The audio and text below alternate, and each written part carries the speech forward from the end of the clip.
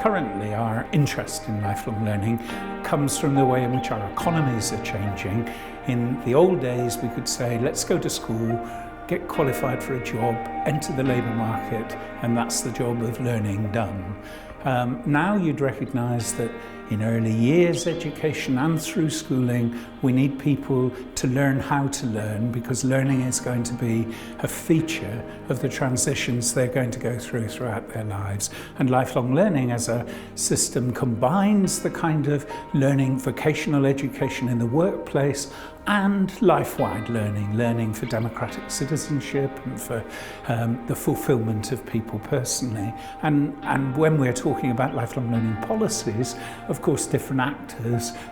give priority to different elements of that picture.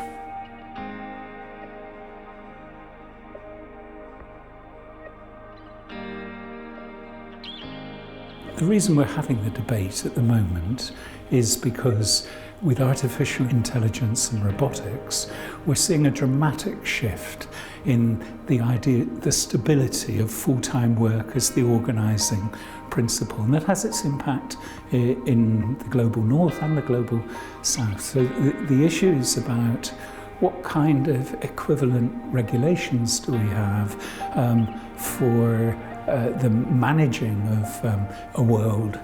universal entitlement, the kind that ILO is asking for, probably needs something comparable to the way you have the Maritime Convention in place, so that we can see that wherever you're working as a digital, flexible worker, you can draw on some sort of support.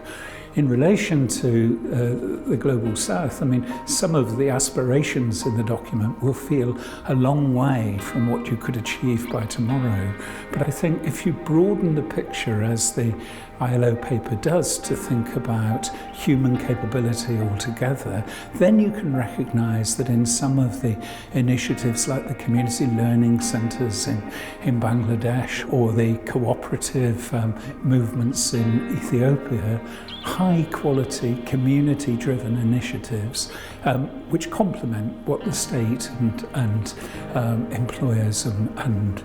unions can put on the table. And absolutely vital is for ILO to work with its partners in the United Nations family, UNESCO in particular in this area, but also UNDP with the World Health Organization for different dimensions of the agenda,